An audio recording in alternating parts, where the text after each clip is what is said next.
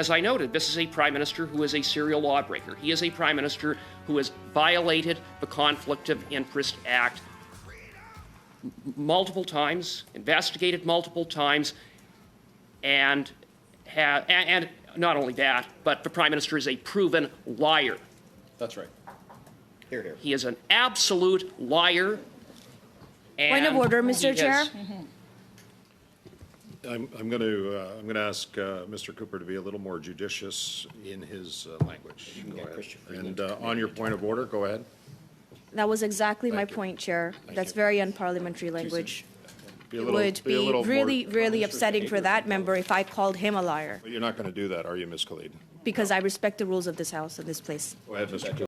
One of our favorite villains to watch, IQRA KHALID, filibustering, stalling, delaying. She is ridiculous, guys.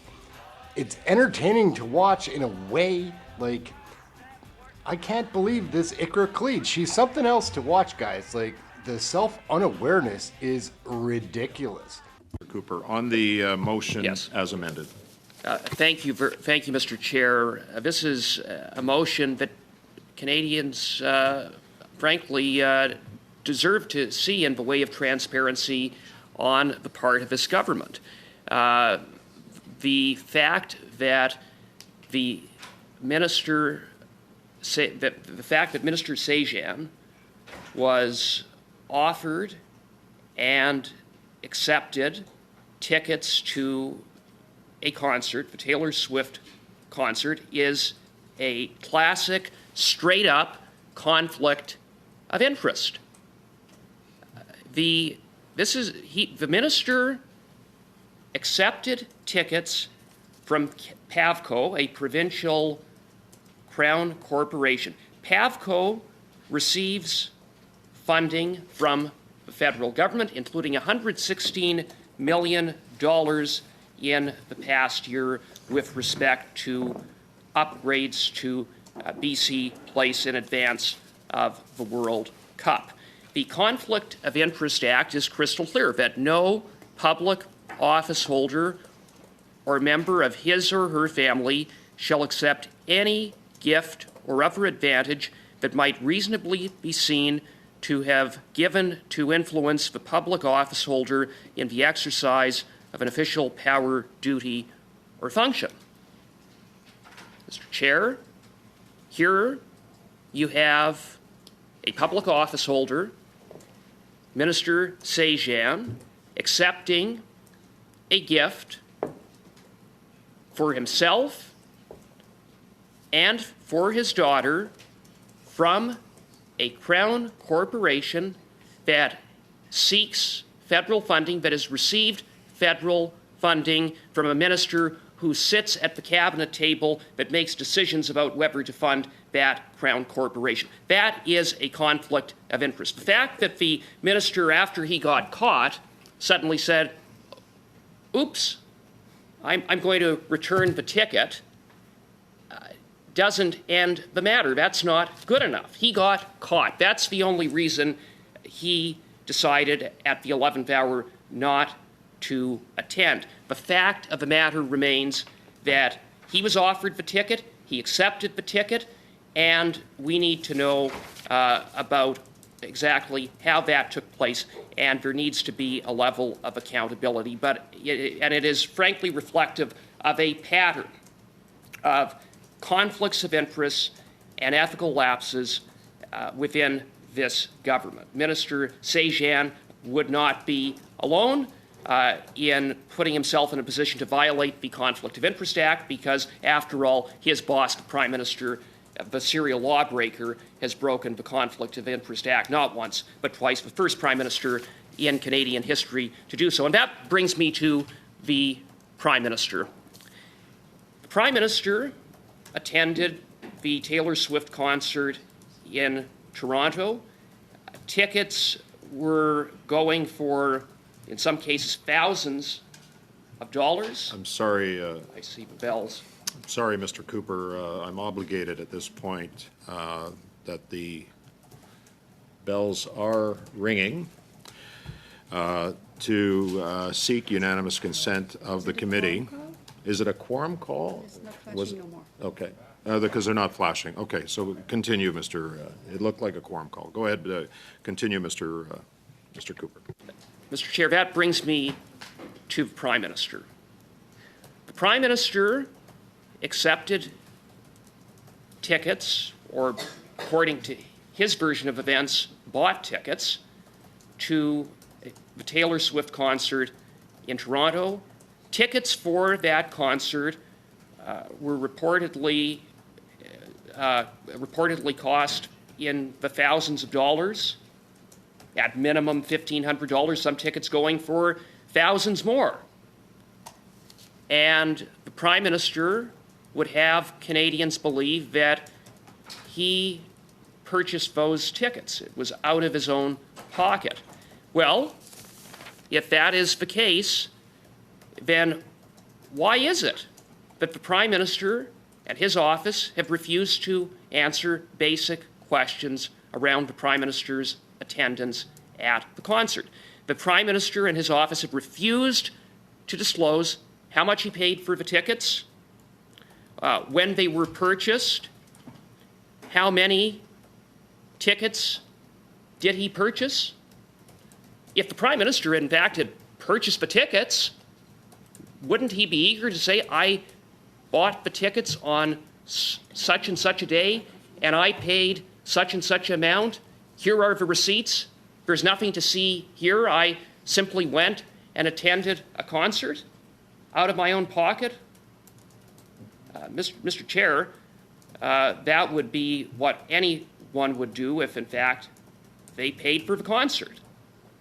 The fact that the Prime Minister has been anything but transparent raises serious questions, and I would note that the record of the Prime Minister raises even more questions because, as I noted, this is a Prime Minister who is a serial lawbreaker. He is a Prime Minister who has violated the Conflict of Interest Act multiple times, investigated multiple times, and not only that, but the Prime Minister is a proven liar. That's right. Here, here. He is an absolute liar. Point of order, Mr. Chair. I'm going to ask Mr. Cooper to be a little more judicious in his language. Go ahead. And on your point of order, go ahead. That was exactly my Thank you. point, Chair. That's you. very unparliamentary language. Be a It little- would be a be little really, more- really upsetting for that member if I called him a liar, You're not going to do that, are you, Ms. Khalid? because I respect the rules of this house and this place. Go ahead, Mr. Cooper. Trudeau doesn't. Well, it's too bad that we have such an ethically challenged Prime Minister. We live in the greatest country in the world with the worst Prime Minister this country has ever seen. That's right. Again, And- point of order, Mr. Chair. Go ahead on your point of order. I don't see what that has to do with this motion. I think casting judgment on how good or bad somebody is doesn't really help us in getting through the orders of the day Well, today. It is absurd. okay. I could exactly call I that member understand- the I worst understand your person in point the of world. order. I'm not going to do that. I will keep my thoughts to myself. I think, understand. again, it's I very understand your point of unparliamentary order, Mr. language Cooper. for You that have the member to be floor. going down this path. You know, I just Just hang on a sec, okay? So let's keep the train on the rails here. Mr. Cooper, you have the floor. Go ahead. I will note, Mr. Chair, that the Prime Minister has necessitated this motion, or at least part of the motion as it pertains to him, because all he has to do is show us the receipts, demonstrate that there's nothing to see here. But he hasn't done that. And so what we have is smoke, and where there's smoke, there's fire. And as I noted, added to that is the Prime Minister's multiple ethical breaches, his law breaking, his lying, and so taken together, we need Order, to Mr. get. Chair, you already asked him to stop with the lying. Well, he's not lying. He's talking about Justin Trudeau lying. Okay, Oh, he's so, lying too. Mr. Fisher, I got your point of order. Go ahead, Mr. Cooper. Well, and so taken together, this motion needs to be passed. We need to see the records. We need to see if the Prime Minister is, once again, breaking the law, violating the Conflict of Interest Act, lying and gaslighting Canadians. And with respect to Minister Sejan, now that he's been caught, we need to understand exactly what transpired, leading him into a position where he broke the Conflict of Interest Act. Okay, thank you. Mr. Chair. Thank you, Mr. Cooper. Ms. Khalid, go ahead, please. On the motion as amended. Thank you, Chair. I just wanted to talk a little bit about the points that Mr. Cooper made that I think really contradict exactly what he's trying to say. Mr. Cooper quoted the Conflict of Interest Act and what really makes a conflict of interest to be real. Now, we've seen, in fact, this committee has tried in the past to study that Conflict of Interest Act and to study exactly how 79% of Conservatives, or the total expenses of accommodations and using public funds to go to partisan party conventions, how can we make sure that the Conflict of Interest Act creates that safety net for taxpayers? So, and I will quote here, a loophole in the House of Commons spending rules has allowed MPs traveling to party conventions to bill taxpayers for more than $500,000 over the past year, even though House of Commons rules normally prohibit MPs from charging expenses linked to partisan political activity. Since May 2023, MPs have charged to the House of Commons $538,314 in travel, accommodation, meals, and incidental costs associated with attending caucus meetings held in connection with party conventions, including more than $84,000 for travel by designated travelers, often MPs' spouses. Expense claims filed to the Senate by 7 Conservative senators for travel accommodation and per diems added another $26,293 to the total.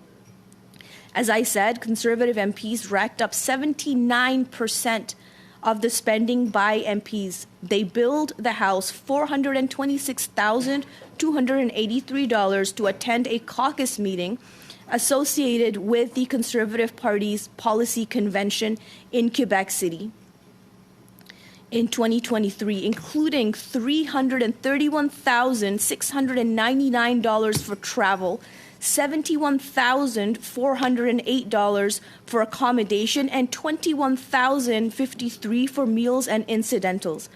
Conservative, and this is a very, very important point, Conservative MPs were the only ones to bill Parliament for spouses' travel to a caucus meeting connected to a party convention during that time period.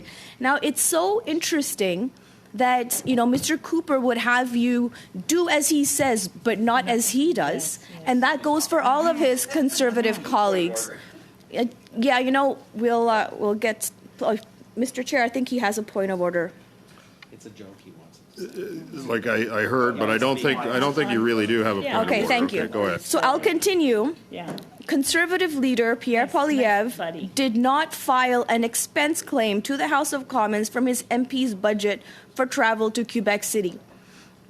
I find that to be quite troubling, that we, in fact, all of our committee commits to talking about and to working on ethics rules in the House, talking about the conflict of interest rules. And what has Mr. Cooper done? Well, he made sure, him and his party, made sure that that motion never saw the light of day in this committee. It was presented. We talked about it. And what did they do? No, don't do as I say. Well, don't, whatever that saying is, Chair. Thank you. Do as I say, not as I do. Thank you so much. I would love a bigger round of applause. Thank you. Thank you very, very much. I will also point out that, you know, it's maybe a trivial matter to some, but I've seen, you know, when we get these Jubilee pins or King's Little medals to give out to our constituents. I always find it weird when MPs wear them themselves because, I mean, I always thought these were taxpayer dollars that were spent to buy these medals or these little pins that we then give to our constituents. Now, if an MP wears them, are they now misusing taxpayer dollars? It's a question. It's a very valid question. You should ask Mr. Williamson. So That's absurd. that is not absurd at all. Okay, I don't want, Mr. I don't Chair, want the I would like an crosstalk. apology I for don't want that the comment. crosstalk. That's not right. I would like an Okay. apology for that comment, Mr. Chair. For what? He called me Called her absurd. absurd. I don't, Indeed, I did. and I Okay. will apologize. well, Those, I can't force those it. medals I can't. are part of the order of precedence, and anyone who receives one, just like anyone who receives a decoration from the Vice Regal or for their service in the Canadian Armed Forces, is absolutely entitled to wear them, and to say otherwise is preposterous. So no, it's not an abuse of taxpayer money for anyone who receives a decoration that's in the official order of precedence to wear it, any more than it is for the Vice Regal, the Governor General of Canada, to wear their medal. So it's an absurd comment. So thank you for that, Mr. Barrett. I actually did read the order of precedence last week as it relates to the King's Coronation Medal, and you're quite right on that. But go ahead, Ms. Khalid. But sorry, I have a quick point of Go order. ahead. Go ahead, Mr. Feeling that someone's comment is absurd is a whole lot different than saying you are absurd. And I would ask Mr. Barrett if he would apologize for that comment. No. He's already said he's not going to apologize. So go ahead, Ms. Khalid. You have the floor. Thank you, Chair, and I'm not very surprised. Rudeness is quite common in some places.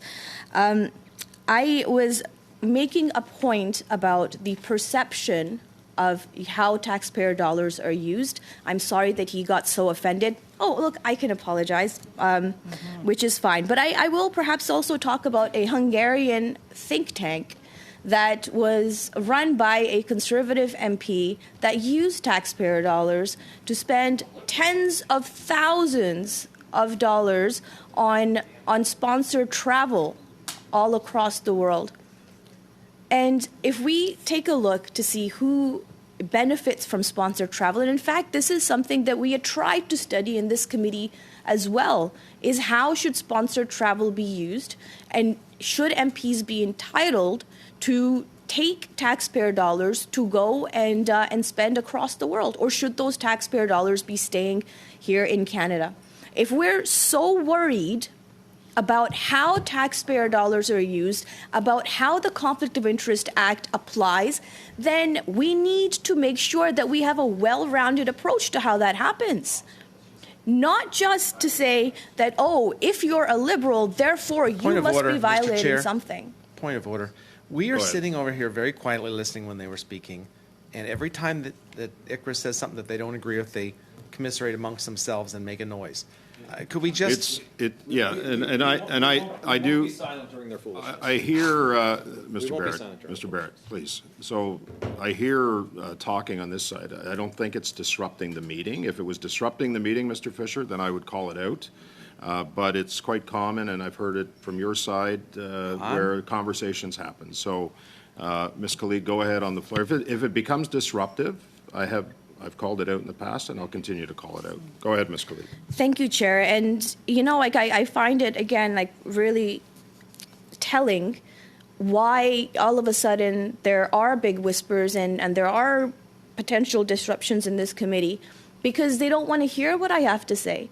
They don't want to study, as we have tried with the help of the Bloc, with the help of the NDP, to try to study all of these issues in a very nonpartisan way, to say, look, we have an issue with the Conflict of Interest Act potentially. We have a way here in this committee to review that said act based on what kind of transactions have happened in the past by whether it's Conservatives or anyone else. And yet, I've been, as Mr. Villemure said, I have sat on this committee year after year listening to a whole bunch of hay and not getting any work done. Not any work done. How many reports have we really tabled so far, Mr. Chair? And that I think is really unfortunate because there is a lot of good work that needs to be done in this committee. And Mr. Cooper outlined it himself. We need to study the Conflict of Interest Act and what is violating that Conflict of Interest Act. And if there are members on that side that are in clear violation as reported, then we need to study that too. It can't just be, oh, this minister or that PM, and calling them names every single day. To what objective? If we are really trying to do something here, if we are really trying to make positive change to better protect taxpayer dollars, to better have a Conflict of Interest Act that suits the needs of taxpayers and Canadians, then open it up. Have that nonpartisan conversation. Why is it that we always have to insert the politics, be toxic? And I have received so much of that toxicity, whether it's through Facebook Live videos, terrible tweets that get put out against me, my office address being Ms. released. Khalid, just hang on, I've got a point of order. So, Chair, on relevance, the motion deals with the Conflict of Interest Act. And this is important because the Conflict of Interest Act is something that this committee deals with. That's not a point of order. The conflict of interest, the code for members is dealt with by the Procedure and House Affairs Committee. So what Ms. Khalid is talking about is not germane to the motion because what she's talking about could potentially fall under the code for members, but that would be the purview of the Procedure and House Affairs Committee. This deals exclusive, why ministers and the Prime Minister only? Because they are the only ones subjected to the Act. So I'm sure that all members have read it and they've been here for years and years, but everyone needs to understand that the member opposite needs to understand that what she's talking about betrays her absolute ignorance about the Act and the code. Mr. Barrett, you made your point on the Act, the difference between the Act and the code. I appreciate that. I do want to have a point on that same point of order, Chair. I did not appreciate the last part of it. That's the definition of I mean, Chair, I am just as capable of calling people names. I refrain myself because I have respect for this committee and this place. Ms. Khalid, hang on a sec, okay? This is the second or third time he's done it today, Chair. A lack of just today. Just today. Mr. Chair, I would prefer it as in a different tone, in a different context, Mr. Barrett, okay, to be fair. Point of order. I've got several point of orders here. Go ahead. I had called a point just on that same point of order that Mr. Barrett has raised. Can we just agree to? No, Chair. I do want to make a point here. Hang on a sec. I'm not going to you until I'm done. Okay. We just agree that we're going to get through this, and we're not going to go point counterpoint. This is not a Saturday Night Live skit. Okay. Let's just get through this without any assertions. Okay? Please. Ms. Khalid, No, go. Brenda has a point of order and I have a point of order. Well, I'm going to go to Mr. Fisher and then Ms. Shanahan on the points of order. Go ahead. I get, Mr. Chair, that you want to see this go a little bit more smoothly, but when SO 18, Standing Order 18, which says you can't use offensive words against either House or against any member thereof, and you wipe it away by asking him not to do it again, and then he does it again. Asked him not to do it. But he has to apologize for doing it. I can't make him apologize, Mr. Fisher. I can't, okay? So I am trying to control this meeting as best I can. By allowing him to get away with this. Let me ask you a fair question, do I know what he's going to say until he says it? Does anybody in this room know that? So I can only deal with the words and the actions that are spoken. Right. Right. Once and they so are spoken. I'm dealing with it as best I can. I've asked everybody for some calm and to get through this motion as best we can without name calling on all sides, not just one side. Okay? So that's how I'm dealing with it. If you have a better suggestion, then let me know. I will say that no one on this side has said anything close to offending Standing Order 18, like has been said by two of the three. Fine. Ms. Shanahan, go ahead on your point of order. Mr. Chair, I find that surprising that you claim that you don't have the power, the authority to bring decorum to this committee, because indeed you do. You can demand that the member withdraw his comment. You asked him to apologize and he refused to apologize. That's a direct challenge to you.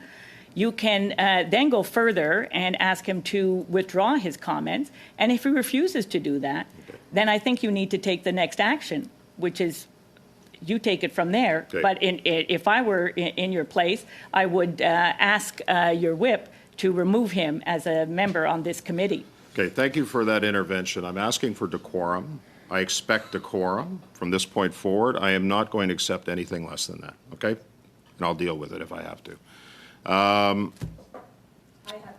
You go ahead with the floor. I see Mr. Maloney's hand up. I don't know what that's for. Mr. Maloney? I was going to get involved in this point of order, but just add me to the speaking list, perhaps, please, Okay. Chair. Thank you. Go ahead, Ms. Khalid, you have the floor. Thank you, Chair. As I was interrupted, I would like to clarify that at the beginning of my remarks, when I had first started, I had said that I was going to start by countering some of the points that Mr. Cooper had made in his remarks. And it was Mr. Cooper that was talking about Conflict of Interest Act, not myself. And I was, as he was talking, was making notes on exactly all of the instances where he was being quite hypocritical in his remarks. And so if I'm ignorant and you're hypocritical, then, you know, this is an eye for an eye and we'll make the world blind. I'm trying to get through this meeting. I'm trying to have a respectful conversation, and I'm trying to take the partisan politics out of the work that we do. We have, in so many ways, stepped away from the true meaning of this committee. And I know Mr. Villemure and I have had these conversations many times when all I'm trying to do, Chair, is to see how we can better ensure that parliamentarians, all of them, conduct themselves in the manner that a parliamentarian should. And that doesn't just mean, you know, obeying all of the rules of the House, being respectful, not name-calling, making sure that conflict of interest, not just actual, but the perception of which does not happen. And I think that, and I have said this many times before in this committee, we need to do a fulsome review of how this is, instead of piecemeal here, piecemeal there, depending on whose political objective is being achieved here. Because that's not the role of this committee at all. And I think that we can do better. And again, I'm quite embarrassed by what Canadians would have watched today by the conduct of my colleagues here. I'll park my comments there, Chair. Okay. Everyone has an opinion about Canadian federal politics. Oh, yeah. So, gang, I don't really know what to say about what we just watched. IQRA KHALID is ridiculous. Mike Barrett has a valid point. His concerns that he's raised seem to make sense, but instead of dealing with that issue, IQRA KHALID distracts, divides, delays, filibusters. She's a piece of work, man. Like, the problem child indeed. My name's Aaron. This is Canadian Looney. We watch and learn and share about Canadian federal politics with you. Come check out one of our live shows. We cover all the question periods live. We have a great community there. Come check us out. Again, like, subscribe, share, get notified, all those fun things. Please leave a comment. Love the comments. We'll check your next video. There's many more coming.